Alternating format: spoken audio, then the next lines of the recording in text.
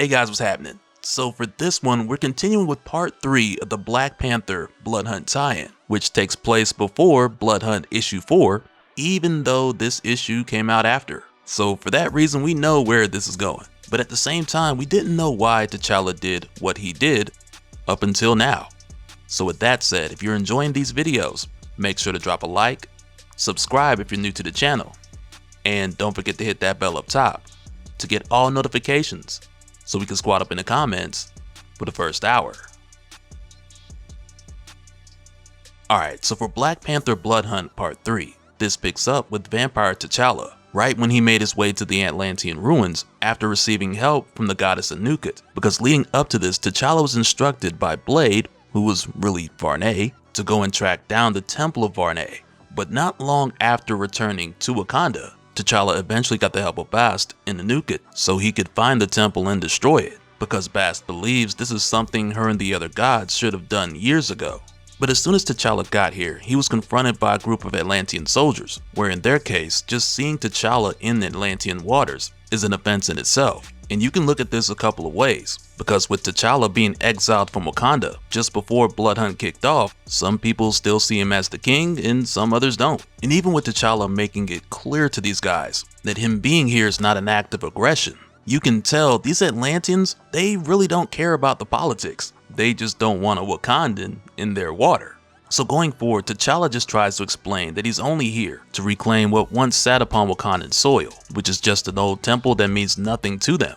But this guy just tells T'Challa like, hey, whatever the gods drop down here, it's ours. So instead of going back and forth with this guy, T'Challa tells him this is a conversation best had with your king, and he turns his back on him. So this dude takes that as a sign of disrespect when he puts his hand on T'Challa's shoulder while telling him you hold no power here. I speak to you as an equal. So T'Challa gives him this look like somebody done told you wrong. So now that he's given no other choice, he tells this guy, believing me your equal was your first mistake. Pray it isn't your last. To where from here, T'Challa takes out this whole group using the new powers he recently acquired from drinking Anuket's blood. So he's able to produce electricity, control the water, and swim insanely fast. So after handling them quickly, T'Challa continues on his way to the Temple of Varney. Meanwhile, when we go back to Bast, it's here where she's met by the return of Anuket, who arrives telling her it's done. And Bast is anxious to know what's done, so she asks, has Varney's temple been destroyed? But as far as Anuket's concerned, that wasn't her job, because she only agreed to help T'Challa do this. So she tells Bast, I don't know,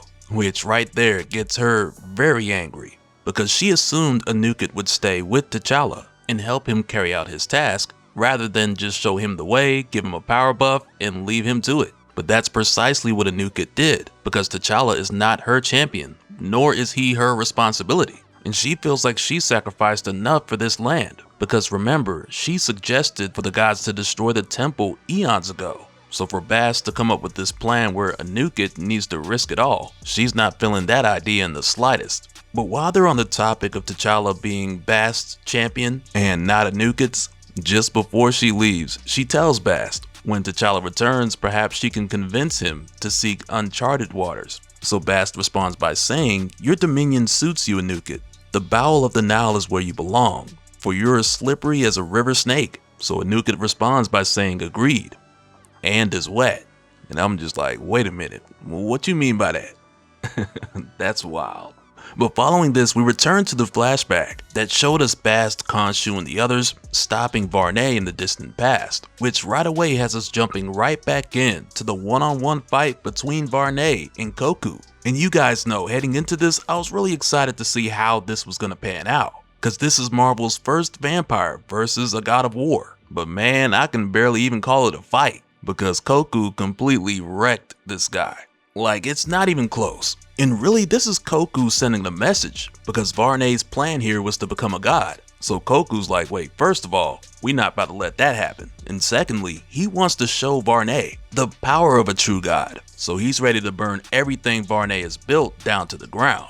Where at this point, all that's really left is his temple and his prisoners, many of whom who have already been converted to vampires, but Bast and the others were still trying to save them. And because no one else here is powerful enough to stop him, this only ends when Eshu shows up. because with Koku taking things too far and his wrath destroying the land, Eshu's just like, okay, I've seen enough. So he ends this swiftly so he can serve his judgment. But also this is how Varney ended up surviving and how his temple got tossed into the deep because Eshu didn't see him as much of a threat. So he just tossed Varney to the side like he was nothing. And just after this, when it came down to him giving his judgment, he told Koku and Bast that they were bound to this land. But in the case of Khonshu, because he was willing to act in service of mankind, Eshu told him he's free to go. And it wasn't until later where they discussed how they would restore the land, because to do so they would need the help of both Ra and Anuket so they could have enough sun and enough rain to grow back what was burnt to the ground. And after this, we head back to the present day with T'Challa, where now as he heads into the temple of the first blasphemy, it's here where he finds more of Varney's captives, who we know have been here for a very long time. And for a moment, T'Challa goes back and forth with them, as well as with the idea of setting them free. But not after long, he decides to give them the same thing that he would want if he was in their place, which is a swift death to end their suffering, because the way T'Challa sees it, that is the most merciful gift he can offer. But also, while he's taking them all out, we learn much of the power T'Challa got from Anuket. It's worn off, because around this time, T'Challa even mentions that he's not sure if this strength that he has now is still some of her power that's left with him, or if he's just running on stock vampirism, because the insane abilities he was using earlier, that's worn off. And following this, T'Challa makes his way further into the temple, where inside he finds a ton of markings written all over, as well as symbols of a language that he doesn't know, that reach from the bottom all the way to the top. And this tells T'Challa a couple of things, because for one, judging by their location, these markings weren't made by man. And for a moment here, T'Challa even says neither were they made for him, though at this point he's referring to Blade, since the big reveal that came out before this takes place after. But also because T'Challa's not able to decipher this language, that eliminates a number of possibilities of who may have written it, and the chances of them being from Earth or space, at least among the different species he's familiar with. But for a moment here, when T'Challa bleeds on one of these symbols, a voice speaks to him saying, "Hello child, you have found us. Would you like to come to the other side?" So in response, T'Challa's like, "No, I would not." So the voice tells him very well, "Perhaps you will feel differently once you are here."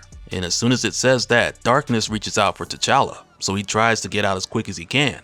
But when he does, he ends up contacting the Impossible City, telling it to transport everything in that structure, except for him, and send it all to Central Park. And when he does this, he realizes whose will or influence is the strongest right now, between the Lord of Vampires, Bast, and his own. And he knows without a doubt that neither him or Bast wanted this. But much like how the Impossible City is corrupted, T'Challa is too. But by sending this mysterious darkness along with the temple, T'Challa's hoping this darkness will be the key to stopping Blade. Because he says here, "I have fulfilled Blade's wish.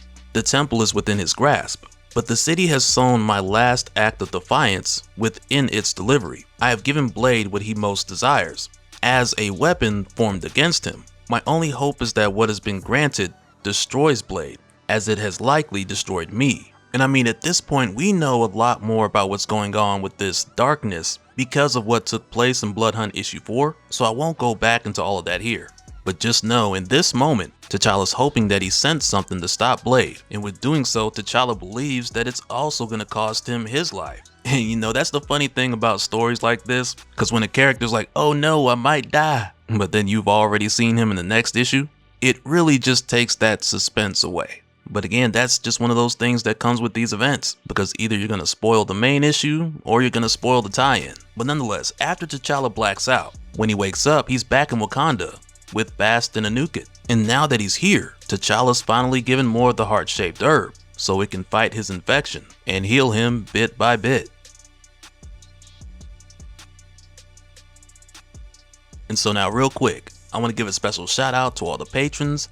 Thank you guys for all of your support. And for anyone who's new here, who wants more information on how to support the channel, I got a link below where you can go to patreon.com/dopespill. But that'll do it for this one, guys. Let me know your thoughts down in the comments below, and we'll do it again on the next one. Alright, later.